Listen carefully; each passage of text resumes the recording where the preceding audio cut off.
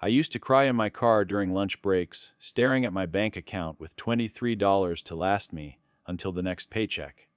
I had a decent job, no major debt, and yet I was always broke. I felt like I was trapped in quicksand, working harder but sinking deeper. Then I discovered something that sounds almost too simple to be true. It wasn't about how much money I made. It was about the tiny, almost invisible habits I repeated every single day. Within 18 months, those small changes transformed my financial life so completely that I barely recognized the person I used to be.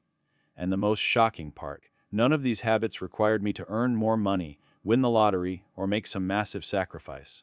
Today, I'm going to share the exact small money habits that changed everything for me, backed by research and real results, because if they worked for someone as financially lost as I was, they can work for anyone. The first habit that started my transformation was what I call the wait 24 hours rule, and it sounds almost embarrassingly simple. Before making any purchase over $20 that wasn't an absolute necessity, I forced myself to wait one full day. That's it. No complicated formulas, no spreadsheets, just waiting. The psychological principle behind this is rooted in something researchers call the cooling off period. A study published in the Journal of Consumer Research found that impulse purchases trigger the same dopamine response in our brains as addictive substances, and that response fades significantly after just 24 hours. In my first month of using this rule, I avoided 17 purchases I would have normally made without thinking. That was $347 I kept in my account simply by pausing. The beautiful thing about this habit is that it doesn't feel like deprivation. I wasn't telling myself, no, forever, just not right now. And more often than not, the next day I realized I didn't actually want or need whatever it was. This one tiny delay created a buffer between impulse and action that saved me thousands over time. The second habit changed how I thought about money entirely, and it started with a practice called paying myself first, but with a twist. Instead of the traditional advice to save 10 or 20% of my income, I started with just 3%. I know that sounds pathetically small, but here's why it worked. I actually did it. Research from Duke University shows that 40% of our daily actions are habits, not conscious decisions, and habits stick when they're easy to implement. I set up an automatic transfer of 3% of my paycheck into a separate savings account the day I got paid. That first month, it was only $42. I barely noticed it was gone. But something psychological happened.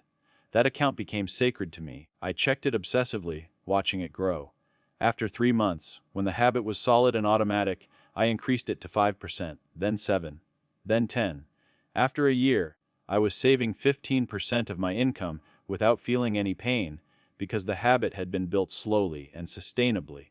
Traditional financial advice tells you to save as much as possible immediately, but behavioral economics research shows that starting small and building gradually has much higher success rates than starting big and burning out. My third life-changing habit was tracking every single expense for 30 days, but not in the way you might think. I wasn't creating budgets or restricting myself. I was simply observing and writing down every dollar I spent, no matter how small. The coffee at the gas station, the subscription I forgot about, the extra bag of chips at checkout. Everything. This practice is based on what psychologists call mindful awareness, and the data on its effectiveness is remarkable. A study by the American Psychological Association found that people who tracked their spending for just 1 month reduced unnecessary expenses by an average of 23% without consciously trying to cut back. For me, the revelations were stunning. I was spending $53 a month on a gym membership I used maybe twice. Another $41 on subscription services I barely remembered signing up for. $37 a week on convenience store purchases I made mindlessly. When I added it all up, I was bleeding nearly $400 monthly on things that added zero value to my life.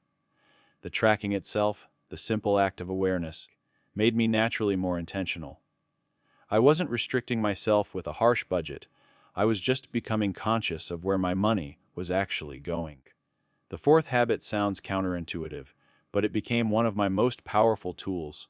I started spending money on things that genuinely brought me joy without guilt. This might seem to contradict everything else, but stay with me. After years of feeling broke and anxious about money, I had developed this toxic relationship where spending anything felt like failure.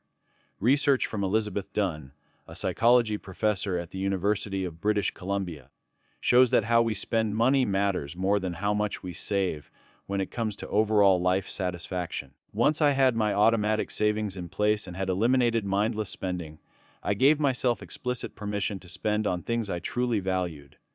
For me, that was high-quality coffee beans, books, and occasional experiences with friends. I budgeted $50 a month for joy spending and protected it fiercely. This habit worked because it eliminated the deprivation mindset that makes most financial plans fail. I wasn't living some austere, joyless existence. I was being intentional, spending purposefully on what mattered while cutting ruthlessly what didn't. The fifth habit was implementing what I call the automation system. I automated everything I possibly could: bills, savings, investments, debt payments. The less I had to think about or manually manage, the better. Behavioral economists have a term for this: choice architecture. By designing my financial environment so the right choices happened automatically, I removed willpower from the equation entirely. Research published in the Journal of Marketing Research found that people who automate their savings save 27% more over 5 years than those who save manually, even when both groups intend to save the same amount.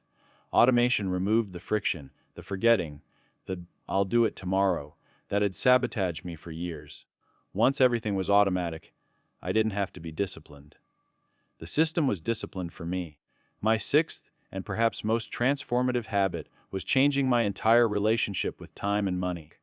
I stopped thinking about purchases in terms of dollar amounts and started thinking about them in terms of life energy. This concept comes from the book Your Money or Your Life by Vicki Robin and Joe Dominguez, and it's based on a simple calculation. How many hours of your life does something cost? If I made $25 an hour after taxes and saw a $100 item, that wasn't just $100, it was 4 hours of my finite life. When I viewed that new gadget or impulse purchase through the lens of life hours traded, my entire perspective shifted. Suddenly, questions became clearer. Is this worth 8 hours of my life? Often, the answer was no. This wasn't about deprivation, it was about clarity. Some things absolutely were worth my life energy, and I bought them gladly. But so many weren't, and this framework made that obvious. Looking back now, none of these habits were revolutionary or complicated. I didn't need a finance degree, a six-figure income, or some secret strategy. What I needed was to understand that financial transformation doesn't come from dramatic overhauls or perfect discipline. It comes from small, sustainable habits repeated consistently over time. The compound effect of these tiny changes was extraordinary. Within 18 months, I had built an emergency fund, started investing, paid off my credit card, and most importantly, I stopped feeling that crushing anxiety every time I looked at my bank account. The research backs this up. A study from the University of Scranton shows that 92% of people who make dramatic New Year's resolutions fail, but those who make small, incremental changes have success rates above 60%. If you're watching this video feeling the way I felt in that car during my lunch break, broke and hopeless despite working hard, I want you to know something: you're not broken, and you're not bad with money. You just haven't found the right habits yet. These 6 habits changed my life completely, and they required nothing except the decision to start small and stay consistent. If this video resonated with you, I'd be incredibly grateful if you'd hit that subscribe button and turn on notifications, because I'm sharing more real, practical strategies every single week that can genuinely transform your relationship with money. Drop a comment and let me know which of these habits you're going to try first. And if you found value here, that like button really helps this content reach more people who need it. Thanks for watching, and I'll see you in the next video, where we're diving even deeper into building real financial freedom.